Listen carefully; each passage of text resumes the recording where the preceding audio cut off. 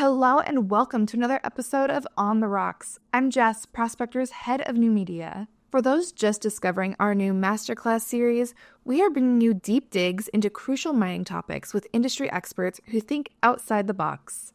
Today's episode might just challenge everything you thought you knew about mining operations and asset valuation. Today we are joined by Benjamin Cox, a self-described world expert in getting fired with grace, and a passionate advocate for rethinking how we value natural capital in mining. As the program director for the Executive Microcertificate in Economic Leadership for Mining at BRIMM, Benjamin has taught over 1,000 students and raised millions to fund research on valuing natural capital. His unconventional approach and dedication to breaking down silos in the mining industry promises to make this a fascinating conversation. Now let's hand it over to Emily for this enlightening discussion about the future of mining operations. Enjoy.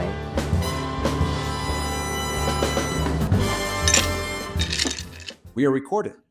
Perfect. Let's start from scratch and we'll go through the trains quickly. Everything from here on out is gravy.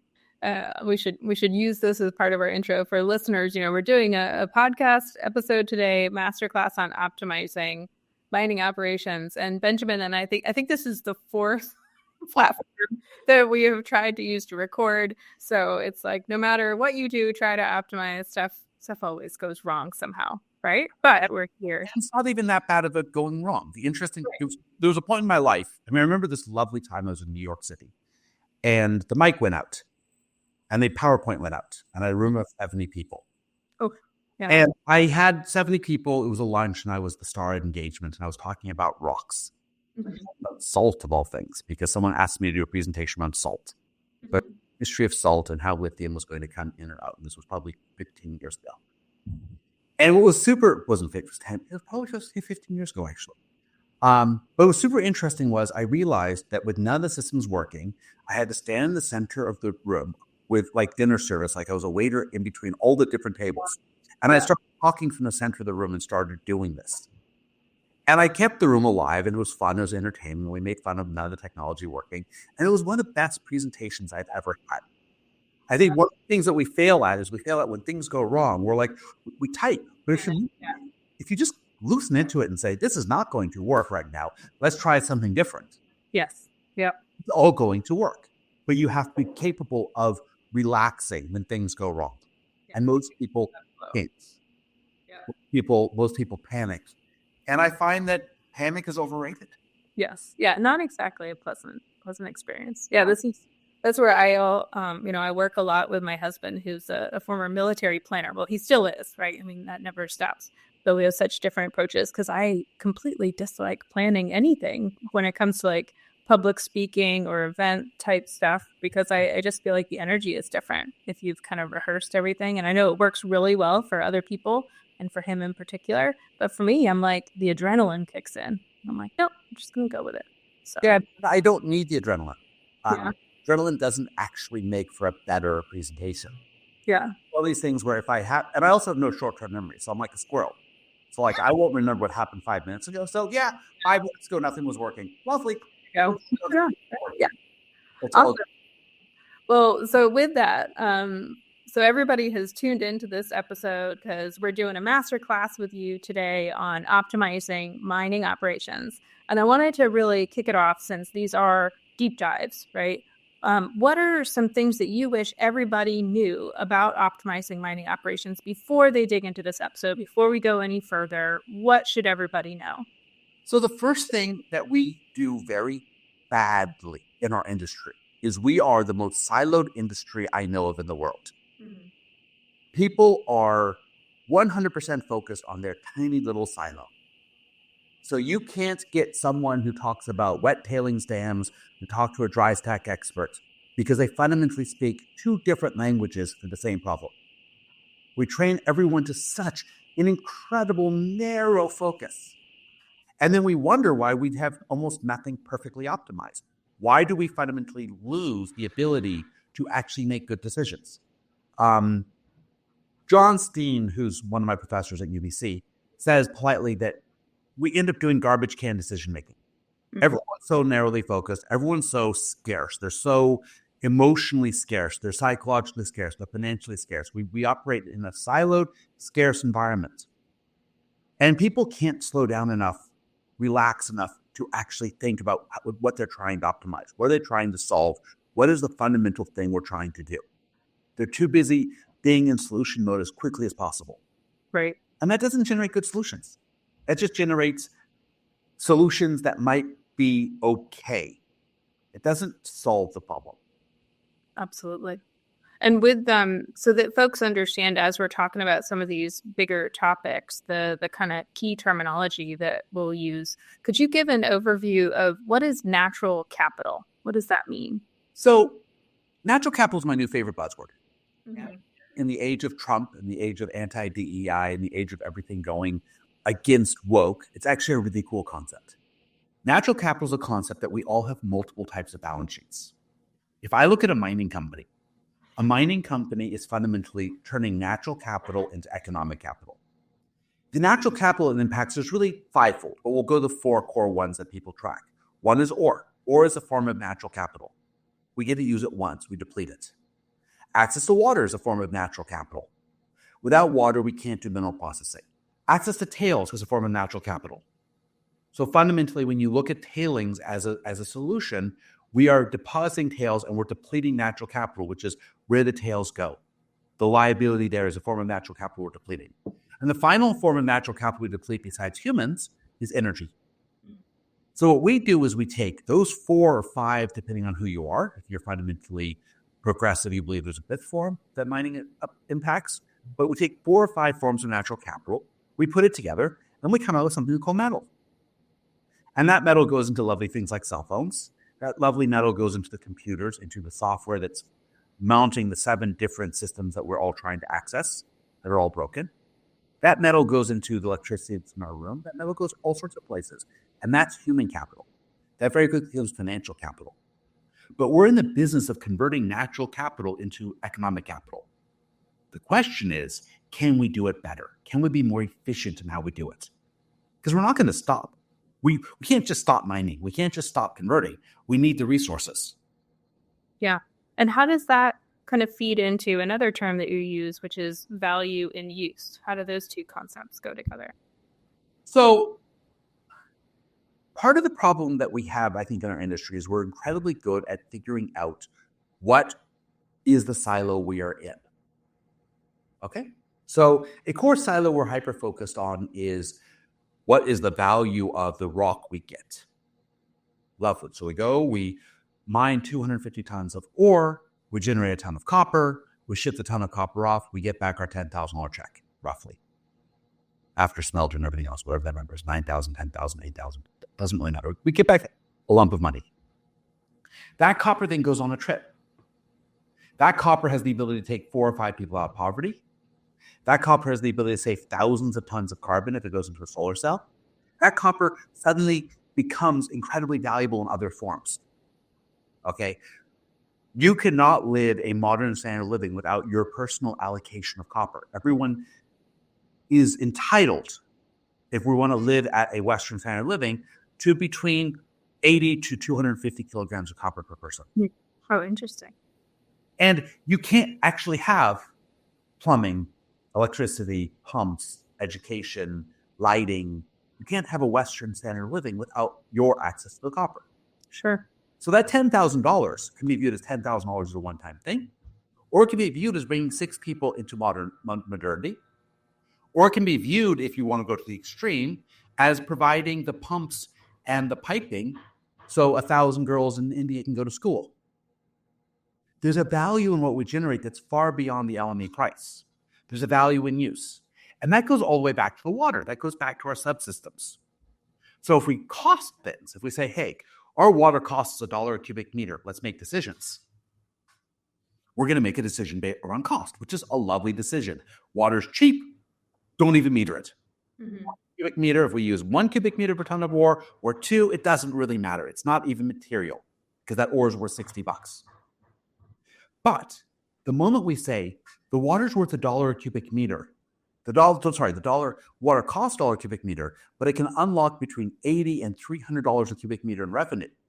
Yeah. The moment we say, what is the value we can unlock if we optimize the water system, that $150,000 to put a thickener control system in, or the $1.5 million to put in a better hydrocyclone, suddenly on unlocking revenue and debottlenecking operations can have hundreds of millions of dollars of payback.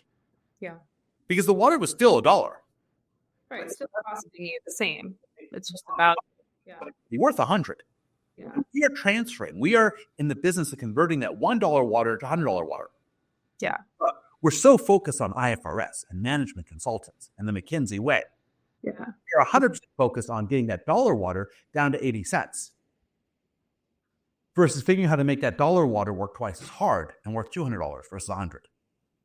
Well, that's where I wonder, could you speak a little bit then on, the difference there between traditional KPIs and what those might be and kind of maybe, or KPIs versus more traditional metrics in the mining industry, I guess is a better way to put it.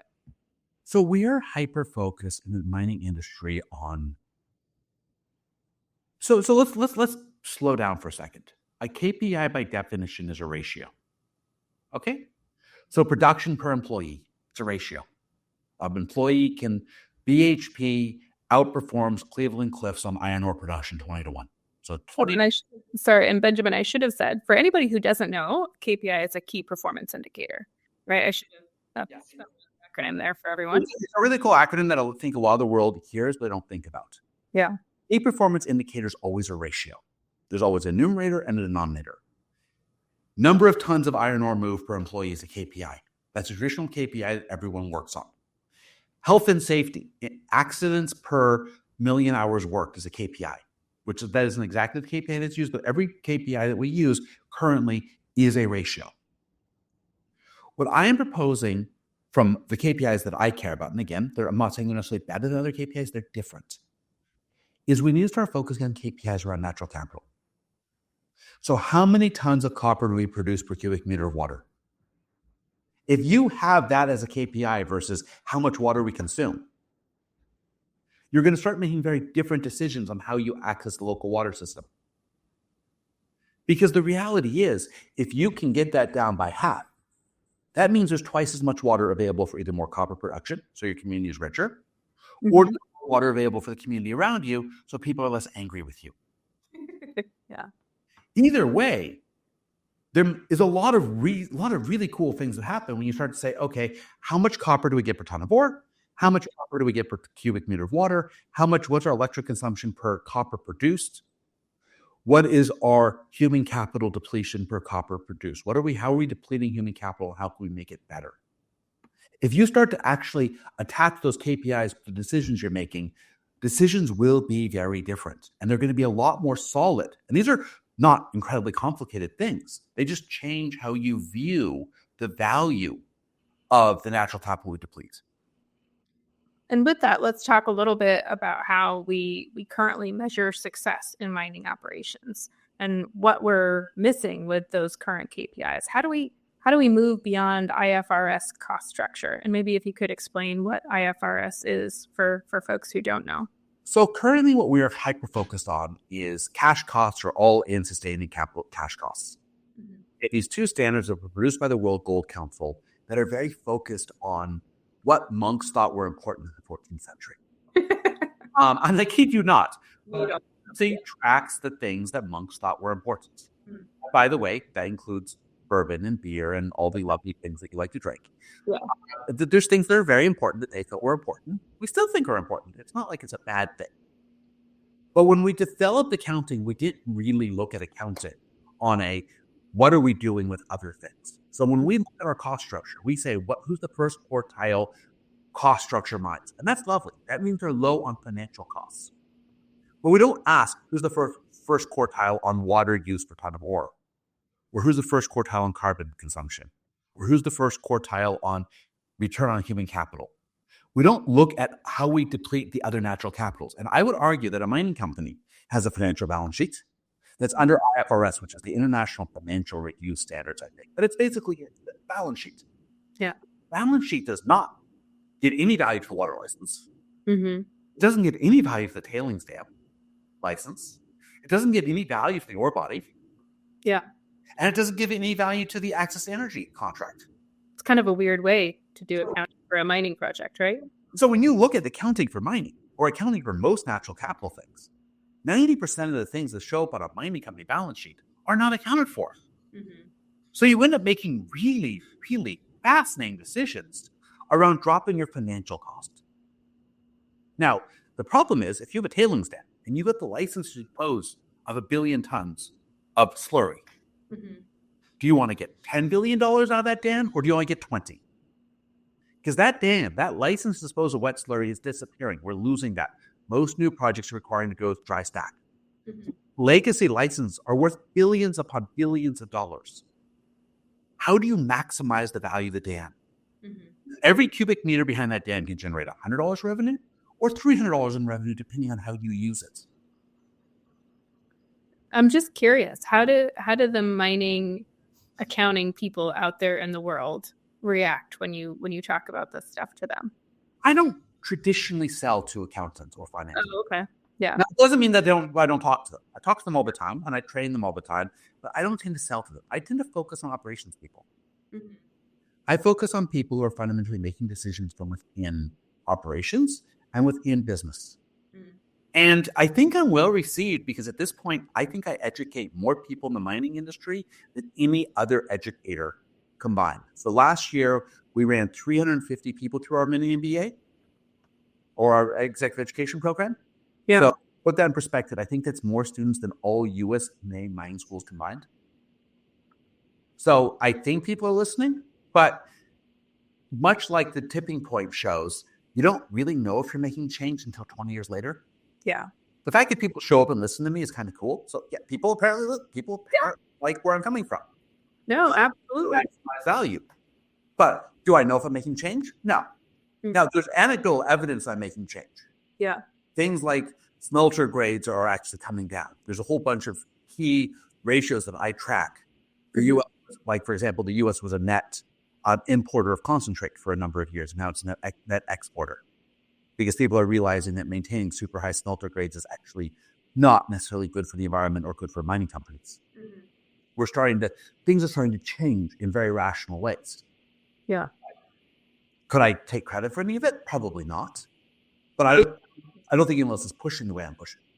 But you do see different metrics starting to be used to shift decision-making within the industry. You're starting to see that kind of evolution in the way that companies are approaching this stuff. I don't think we're that successful. I think that's an incredibly ambitious statement. I think we're starting to see people acknowledge that our license to operate in all the different forms it comes in has value. I think we're starting to see that there is value in our water rights, value in our rights to deposit tails, value in our energy contracts, value in all these other things. I think we're starting to see people value things. I don't think we're to the point where people are actually using metrics properly. I think this is still a relatively early concept. And I don't think it's going to quickly change. This is not an industry that overnight changes. When it takes 20 years to build a mine, you're not going to get operators to change.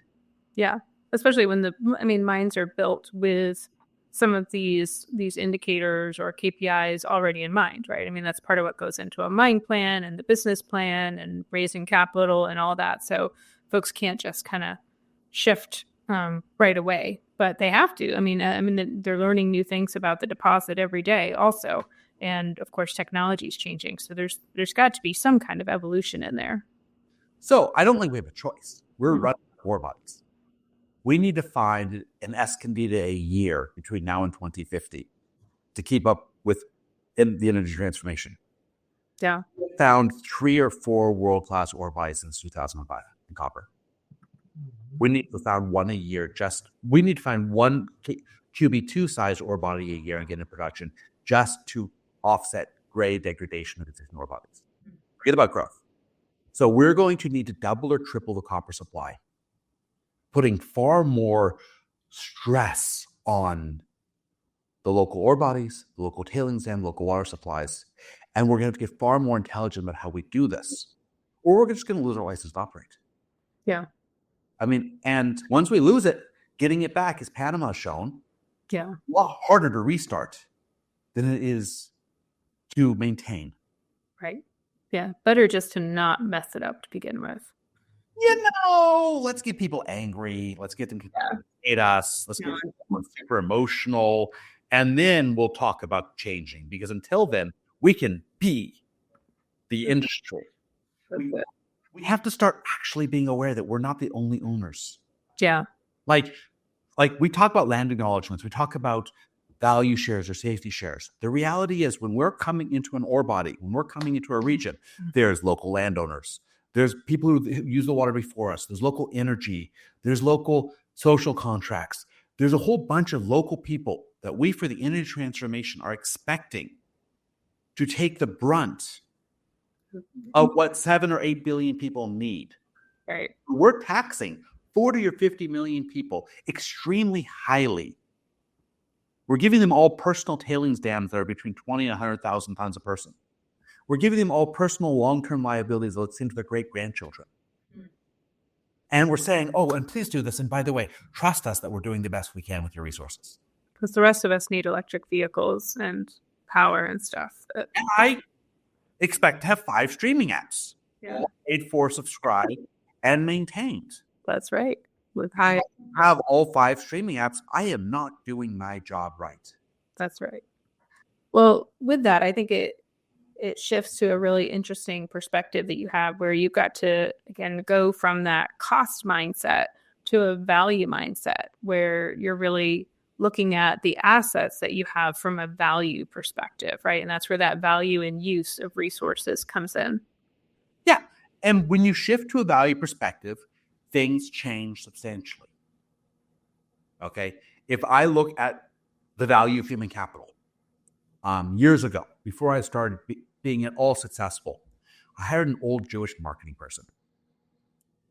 And I told him what I want to do with my life. And he looked at me and said, okay, A, you're Meshuggah, which means you're crazy, you're insane. I know that word well. Yeah. If you're at that level of crazy, let's talk about what we're going to do to make crazy work for you. Mm-hmm. What are we going to do to make crazy work? He said, here's what you're going to do. Every week, you're going to find 5 people to talk to. Preferably new, but 5 people to talk to. Mm-hmm. And you're going to make sure that every week you maintain 5 human connections and talk about what you're doing. And after a year, you're going to start to make change. And after 5 years, you're going to make more change. Okay? Between LinkedIn and other social media platforms, I had 250,000 people look at me at my content last year. Mm-hmm. I educated live in one form or another, I think, over 400 students. I had another indirect proportions where a bunch of my content is stolen by people in the global south for their own university classes. So moose pasture is now a technical term in both Colombia and Brazil. What is moose pasture? Moose pasture. So in a slide, talking about exploration, I wrote a slide about moose pasture and the issues of what happens when you are trying to sell moose pasture. Oh, okay. I grew up in Maine, so I'm familiar with moose, but I'm not familiar with moose. It's the joke of completely in language, relatively useless. Okay. Gotcha. It was a colloquial saying I put into a presentation. Yeah. And then we get back in Spanish about how be very careful when you find moose pasture from Colombia and Brazil. And I'm just laughing because you're getting a reach when people are assuming that moose pasture is a technical North American term that everyone must learn. Yeah. And bringing it background into conversation. Yeah, and you don't let your teacher can tell your vernacular that you grew up with. I grew up with moose pasture as a word to describe exploration that isn't there yet. Gotcha. I'm going to start using that too. But you don't know your impact. So my point on all of this stuff is to get to impact, to get to change. You have to preach. You have to come out with a clear message. And the clear message I have for the mining industry is we can use our limited resources much better. Mm-hmm. To use them better, we have to track them. And to track them, we have to make it a willingness to go outside of our silos. I'll tell you a great story. Years ago, 2 companies ago, me and my work husband, Ben, we were working together. And we were in a small mining town somewhere in the world that a tier 1 miner had a major operation in. They had a problem in the mill of certain ore behaving very poorly if it was left outside for 5 days. They had a mill problem. Yeah. And me and Ben were asked to come in and do a workshop.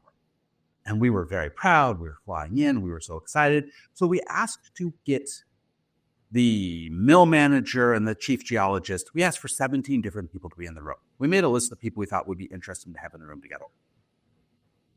And the first thing Ben got up and said, oh, it's so nice to see you all together. When was the last time you did this? I'm just curious because I assume this is a regular thing. And one of the people at this major mine company raised his hand and said, never. Oh, yeah. The mine, the mill, and the smelter had never talked with all the senior managers in the same room. And these people had an average tenure at that mine of 27 years. Yeah. We actually went back and looked at the math. It's like 27 or 30 years average tenure. So some of us people have been there for 40, 50 years, and some of us people have been there for 10 years, but they never had these three different communities. The miners, the millers, and the smelters all operated in different silos in a town where they lived next door to each other. Yeah, they're all neighbors, but never got anything together. They never got together and discussed what they were doing. Yeah. And we were going to sell them some really cool technology that was going to stabilize stuff and cause problems. And I asked, so what happens if the ore just goes to the mill in 24 hours? They said nothing. We had no issues. I'm like, great. So find 10 senior truckers and task them to find the ore that cannot sit outside and make sure they dump it first at the mill. And that ore gets priority routing. That was before lunch. We had a $20 million solution to solve this problem. And I suggested and I said they paint the trucks pink and called them hero workers for solving this particular problem. Yeah. Some fun story. Yeah. They went out during lunch. After lunch, they said, cool, you solved our problem. Bye. You can have a $20 million sale lined up was pissed at me. Yeah. That was not fun. Yeah. Does that make sense? Not fun to a degree that you can't humanly imagine not fun. Because he had his entire bonus for the year lined up around some problem. And my solution was, can you guys just talk to each other? And what we found out was the miners knew where the problem was. Right. The millers could have solved the problem in 2 seconds if they just knew that they needed to prioritize this particular ore zone. Yeah. When the smelters had no problem also doing the priority. So instead, the milling people were asking for a very expensive handling system to solve the mining problem. The only required was 2 people talk to each other. Right. And that happens over and over and over again because the KPIs that really matter have many owners. The water system is owned by the tailings people. It's owned by the people who own the mill. Because how you grind impacts how the tailings dam works. Right. So are the flotation experts. Water is owned by 7 or 8 different people. And the problem is when you have something of extremely high value that everyone owns but no one has control over, you don't optimize it. Right. Yeah, because there's no one single owner all the way through the process, right? Yeah. And we're not going to create a single owner. Mm-hmm. But if I come back to those 4 licenses, and if I were to look at efficiency of mining companies and say, how much revenue do you get per ton of wet tails? Mm-hmm. How much revenue do you get per cubic meter of water you consume? How much revenue do you get per kilowatt of energy you consume? And what is your recovery on the ore? If those are the metrics that are required to be tracked, or what is your tails grade? If you start tracking those things, you're going to fundamentally get a much better operation that will deliver, by the way, better financial costs as well. Yeah. Does that make sense? Because those tailings liabilities, if you have $20 billion of revenue to go into your tailings dam versus 10, you've got far more cash to pay for closure. Absolutely. So everything gets more profitable, but you have to be willing to leave the core metrics that we have outstanding. So to recap for folks then, what are the assets that you really think we in the industry are currently undervaluing? Certainly water, humans. What are the other assets you consider? Or those are the big ones. Mm-hmm. We're also undervaluing the ability to maintain our license to operate. Mm. Okay. When we're as siloed as we are very quickly losing our social contracts. Because our clients, the people we're doing business with, they want to see relationships that work. Right. And if we can't talk within ourselves, we can't talk to our stakeholders. So human capital is another KPI that we're really, really bad at using. Jess had a brilliant thing she shared on LinkedIn where she showed this farming guy doing TikTok. Yeah. Like 250 million views or something ludicrous. Yeah. No one in mining can run videos and get 250 million views. No one in natural resources of the sort that we deal with has that sort of social connection with the rest of the world. Which I pointed out, even one of my favorite Instagram influencers, which is a Maine lobsterman, has like crazy views. And like people tune in to learn about lobsters. Like they could tune in to learn about rocks. We just have to make it interesting and get it in the right place. Rocks don't taste good. Well, if you're a geologist and you're a rock licker, some of them taste better than others, at least. Like they may not be good, but some are salty at least. I don't think that is going to sell. I think part of the problem that we have is we just don't understand how to sell what we do. Yeah. What we do is fundamentally not sexy and interesting ways. Now, that doesn't mean we can't solve it. Yeah. We can't change it. It means we have to sit down and think about it. Yeah. And we have to educate. We have to educate and change how we do business. So a lot of what I focus on with my education side, and by the way, I do this on multiple different ways. And I'm doing a lot of work. I'll give you a great example. Let me flip this around. Let me flip the entire KPI concept around. Zinc. I was in London at an event back when I was trying to understand the trading world. And the International Zinc Association came up to me and said, we need an understanding of how zinc helps with climate transformation. My response to him was, but of course you help. You're one of the core elements for climate change. He's like, what do you mean? I'm like, well, without zinc, we can't solve roughly 20% of the intractable emissions, 10 to 20% of the intractable emissions. So we got emissions we know how to solve. We know how to solve coal-fired power plants. We know how to build solar. We know how to build wind. We know how to get more hydro. We know how to change the power grid. We know how to solve the emissions in cars. We know how to build EV. And by the way, the Chinese have tipped. The car market has tipped, which is quite fascinating. We've passed the tipping point where gas-powered cars are going to become irrelevant just because. Yeah. Only dinosaurs will buy gas-powered cars. It'll be quite interesting in 10 years. 10 years from now, I expect it'll be 80% renewable cars. We're one battery generation away from a complete. I don't know. Down here in Florida, man, I think we got a ways to go before we're at 80. I don't think you have a ways to go because once it tips, it completely tips. Yeah. Tips are remarkably interesting. We'll get back to the cars in a second. Actually, we can go down this rabbit hole. I'll give you the great example. In 1898, there was a global climate crisis that was causing 1 to 2 to 3% of people in major cities to die every year. People were hosting international symposiums around the world. And people were declaring that cities could never get any larger and they were fundamentally unlivable. By 1910, the crisis was solved. What was the crisis? I have no idea. What was it? Horse poop. Horse poop. Got it. Yeah. But in 1910, no one was going to drive a horse and carriage because the automobile came along. In 1898, if you read the symposium papers, there was no solution. They were going to put vacuum cleaners in the back of horses, and they were going to do this, and they were going to do that. They had 19 million solutions to solve the horse problem. Yeah. In 1988, everyone wanted to be a travel agent. By 96, the job didn't really exist, and by 2000, it truly doesn't exist. True. Yeah. When things tip, they tip so quickly we can't even see it. Yeah, and then you look back and you're like, how did we not see that coming, right? Global population. I remember 3 years ago I was at the CMP. 4 years ago I was at the CMP. And people were like, population is going to double again. I'm like, no, it doesn't. We've already tipped. And people got super angry with me, like, how dare you say that? I'm like, look at the curves.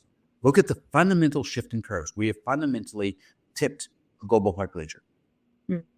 And people looked at me and said, nah, you know what you're talking about, Benjamin. Look at the news in the last 2 or 3 weeks. Most of the world is realizing that we're going to be short 1 billion or 2 or 3 or 4 billion people for the economy. Right. Yeah. Which population is suddenly going to become incredibly valuable, especially population that's willing to work. So we can't see those tipping points. So you're in Florida. You're seeing, no, we're not going to do this because we're tough and rough and everything else. But when someone comes out with an electric car that's $25,000, that has a 700-mile range, That'll be the big part. Yeah, it's just getting out of town for the hurricanes. That's the big obstacle. But the moment the batteries double, Yeah. which they're going to do in the next 4 years, you look at a solid-state battery, look at some of these changes. One, growth in battery technology. One, step change in battery technology. And it's over. So let me take that point then. What do you think it will take for the mining industry to hit a tipping point in the way that we address all of these issues? Do you see a tipping point coming at all for the industry in a like a major shift? So part of the problem with mining, there's a period of production system term, which is called takt time, which is the time it takes to do a process. Mm-hmm. And I track takt times across many industries because takt time is a term that really fascinates me. So mining historically has operated like General Motors. Big plants, big processes, and make a decision every 15 years. Okay? I remember talking to someone from a tier 1 miner who was in charge of innovation. He said, I want the technology proven at somewhere else for 5 years before I touch it. Okay? I need someone else to prove it because I can't take a risk, which is fascinating. Yeah. Absolutely fascinating and remarkably not intelligent. But super common. Like very much the norm. Yeah. Super common, very much the norm. And I'm not, first to be second is an industry term. So the two things that are going to tip the industry, one is figuring out who the next leadership is. Mm-hmm. So me and Ben are making a bet, and we're having fun. Our bet is that those that are trained to be management will be management. So what are we doing? We are building the largest cohorts of people in the industry to be trained in the business of mining. We're running through a mini MBA program. Mm-hmm. It's 250 people a year through. Our goal is to get to 1,000 or 2,000. And the way you create tipping is you don't change current management, you change the next set of management. Mm-hmm. How are the next set of management to value different things? So the way we're tipping is we're doing it slowly. Our view is it's going to take 15 years. But we're doing it very methodically, and we're raising money to do that. We just got a $2 million grant in for the next 5 years to cover our core expenses. And from an educational side, our view is the only way to get change to happen is to educate new leaders and to make sure those leaders look like the ore bodies. Mm. A woman from Chile is going to care a lot more about local water than a white guy from Toronto. Mm-hmm. If they own the water and their cousins are the farmers, they're going to treat the water system differently. So we need more local managers. We need more people that look like the ore bodies. We need more connection with the ground. And that's why we're doing what we're doing. And we're having a lot of fun. I mean, we run the largest executive education program in the business. We run the largest education program in the business outside China. And we're going for gender equality, and we've got complete diversity because we're training the future leaders. Mm-hmm. And that's all we're doing. And it's working. You can see people graduate. They're in Papua New Guinea, and by the time they're finishing the program, they're working on a project in Australia or Mongolia. It takes them about 6 weeks from graduation to move company and country. Interesting. It's cool. Get an education, let them go. Right. Absolutely. And that's the only way I can see to tip it. I don't think you're going to tip the status quo because the status quo is so sure they're right. Yeah. The number of times I've gone to major conferences and had senior people come to me and say, Benjamin, shut up. Oh, really? I'm like, really? What did I do this week? And they're like, no, what you did this week. You talked about us and this XYZ, and you gave some metrics that made my life really hard. I'm like, yeah. Thank you so much. I'm so glad I made your life miserable. You're like, I'm giving myself a gold star for the day. And one of the professors I hang out with listened to one of these tirades for 45 minutes. 45 minutes, someone was super angry at me about how I didn't understand the business at all. I didn't know what I was talking about. I knew nothing. And how dare I continue to run my trap. Mm-hmm. The cishet male, mid-60s, current senior management, since retired actually, which is shocking, but now is a consultant. Retired from management role, now as a consultant. And just ran at me. And at the end, this professor, who's not a cishet white male, turned to me and said, how did you handle that well? You never once raised your voice. And I said, because I'm just not going to. I'm not going to engage the anger. Mm-hmm. fact that I've got people that angry at what I'm doing means that I'm probably on the right track. Yeah. If I engage the anger, then I'm not going to get them to change. Mm-hmm. They're angry at me because I'm making them think through 40 years of life decisions. That'll make anybody angry. If I say you've been doing it wrong for 40 years, maybe you will do it better. Yeah. And you've got 40 years of sunk cost of I am a savior of the planet because I run this. I run tailings dams, and I'm a savior because people need copper to live. Mm-hmm. Well, why don't you try to maximize the revenue you get out of that dam? Why don't you view that dam as a profit center? Yeah. What are you going to do? Can you optimize your hydrocyclone? Can you put a second stage hydrocyclone to get more coarse material off the dam? Can you change your flotation circuit so to make sure your grind size is right so you maximize the recovery so you get more copper out of the dam? What can you do when you start looking at that dam as an asset? When you start looking at it as a core source of wealth, what can you do to make that dam worth $20 billion versus $10 billion?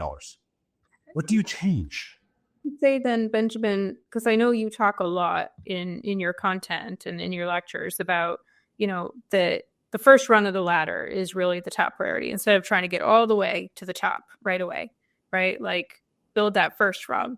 So what does that mean when you're talking to somebody like that at a mining conference or a client and you're trying to be like, look, I get that this is disruptive, but what are some small changes that folks can start to make that has really big impact? Two things. First one, focus on recovery. Mm-hmm. Second one, drop your concentrate grade. Those two changes alone, billions of tons of carbon saved. We fundamentally are inefficient at recovery of metal. And that means we're leaving behind far worse tailings dams. I would rather the pyrite went to the smelter, was turned into carbon-free energy, than left behind so when the dam will fail, and by the way, 2.5% of all dams fail every year. So you can run the math on 1,000 years. Yeah. And very quickly figure out that probably half of all dams are going to fail. Minimum. I'd rather those dams were sulfide-free. Mm-hmm. Actually, I'd probably rather those dams were sulfide-free. Yeah. And the smelter wouldn't mind the free energy. My bet is that once you've paid for the freight and everything else, it's a wash. Does that make sense? I think so. I mean, I can see where you're saying like, focusing on recovery is going to lead to a lot of other improvements that again affect the larger value of what you're doing, right? As opposed to breaking it down and just looking at concentrate grade. So I figure that a ton of sulfide material behind a dam has $100 per ton negative liability. That's my personal number. I have no quantification to back that up. A ton of benign material behind a tailings dam has a $2 to $3 value. Sulfides are increase the liability of a tailings dam failure by 30 per ton on ton minimum. Mm-hmm. Smelters are desperate for carbon-free energy. Pyrite burns. Why are we locking energy behind a dam? Because we care about scope 1 and scope 2. Okay. I was going to say, what is the response that folks give you when you ask them that? Yeah. You can't break the contract because heaven forbid you break what Glencore, Traffy, or all of the traders came together and negotiated. Mm-hmm. We must respect our trading contracts. Well, I worked for a trader for 2 years. It was fascinating. I probably never going to work in trading again, but I learned enough to realize those contracts are not sacrosanct. Those contracts were formed between 3 people over a lovely bottle of wine in a London pub during LME week when people were trying to outdrink each other while discussing everything else, and the final napkin numbers were not thought through. And there wasn't a metallurgist within 300 miles of the negotiation. I think every concentrate contract that is negotiated should have a metallurgist within the company for morality and the head of ESG there to sign the paper. And they have to sign that this is the best environmental and the best metallurgical solution for the mine. The metallurgists and the ESG folks are going to love that. I can't wait to. But the reality is, you get a contract that was signed between the CFO and the CFO takes the best test results from the mine. Mm-hmm. If there were 7 results, we're going to take the best one because we've been using that to market our stock. Yeah. go to Glencore and say, hey, Glencore, can you give us an offtake on these terms? And Glencore says, hell yes. By the way, if you're below 20% copper, we're going to give you this massive penalty. Yeah. By the way, they're not paying because they don't get penalized on the other side for that. They're just charging the penalty because the CFO knows that we're going to get the best results possible out of insufficient test work. And Glencore makes $1 billion and the miner goes where the miner goes. Right.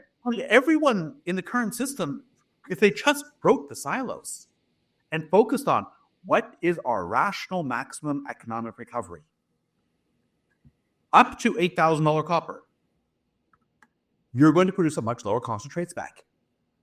You're going to have potentially a higher cost per pound. Yeah. Much more profitable operation. Interesting. Well, I can't wait to hear what folks think about that, and certainly hope everybody chimes in. I hope nobody walks up and yells at you at conferences. People will always lie. You know you're not winning unless people are yelling at you. There you go. Unless you get someone emotionally super angry, you cannot do your job. You're all required. I mean, my favorite quote is Rabbi Tarfun that says, it's not your job to finish the work, but it is your job to start it. Absolutely. Yeah. You have an obligation to start change. And I'm a rabid environmentalist who's having way too much fun figuring out what zinc is worth in highway overpasses and how to optimize copper circuits. Yeah. I could be wrong, but at least I'm thinking about it. Right. At least you're starting the work. Yeah. Right. Yeah. Well, and with that, as our closing question for the episode, Benjamin, if you could leave our listeners with just one piece of advice or actionable item, what would it be? Be kind. We are going into an incredibly complicated next 10 years. In the last 20 years, the world has completely changed. We've gotten cell phones. Travel agents have lost their jobs. The entire world has gone upside down. And I don't think anyone has a clue of just how much stress that puts on the average person. I thrive on the world not making sense. I'm working on my kitchen right now because I'm rebuilding a house. And I'm dealing with this. And I just got divorced. And I'm running an executive education program. And I'm writing a PhD. And I'm starting a company. And I'm having fun. Yeah. Love living a full life. I could settle down if you paid me. But the average person is under so much stress right now because the world is just not kind right now. So if you're going to interact with someone, keep in mind that odds are they're facing a whole lot of stuff they're not showing. Sure. And if you can just be kind, okay? I joke about upsetting people who spent 40 years doing things one way, but that's a lot of emotional damage when I come in and say, that might not have been the right way. I'm really pushing buttons that we can laugh about it when they get angry, but the reality is I still have to be kind. I still have to do it with love, with emunah, that's a Hebrew term for love. I still have to do it with love of a certain sort. Because you cannot fundamentally get through this period, through all this stuff, with just being angry, being aggressive. Yeah. I think that if we have more kindness in our industry, more kindness in how we work, more kindness in how we approach everyone, and more fundamental joy, we're going to be far wealthier. Because wealth is not about a balance sheet. Wealth is about a full wheel of wealth. And we have to be wealthy in all those different formats. Wonderful. I love that. And I'll cheers to that with your seltzer water. Make mining the kind industry, right? And then we might even get some, like a lobster fisherman, we might even be interesting. That's right. We might even get people to follow us on Instagram. I know. The funny kind miner who talks about driving his big yellow truck. Right. Yeah, absolutely. I mean, that's how is the true measure of success these days. What we need to do is we need to get an influencer. Just can help us find one that is a little Tonka truck that they carry around inside the big truck. Oh. And it's a little truck in the big truck adventure. Which, if you've never seen this before, there's a great trend. Because I live in South Florida and we do a lot of fishing, of when you go fishing, take a little action figure, like a Lego person, and put it next to but make sure it's one that looks like you and put it next to the fish. So the fish is really big. We're ice fishing. This is going on in Florida right now. Exactly. So yeah, we need the mining version. We need maybe that can be prospector swag at PDAC. For everyone listening, that's what I'm going to try to find. Little mining action figures that you can put next to all of your equipment and your prospecting tools and make them look really big on social media. You laugh, but one of the ways to make No, I am 100% serious. Jess knows that I'm going to find that stuff somewhere on Amazon. Yeah. I think we need to have truck drivers who talk about the little truck and the big truck adventure. We need to have people who are doing fundamental. Hey, I get to drive a super big truck, and I grew up loving Tonkas, and now I get to be a big truck driver. Yeah. What we do has appeal to a 5 to 8 year old kid all day long. Yeah. Blow things up, beat things up, and drive around a big yellow truck. Yeah.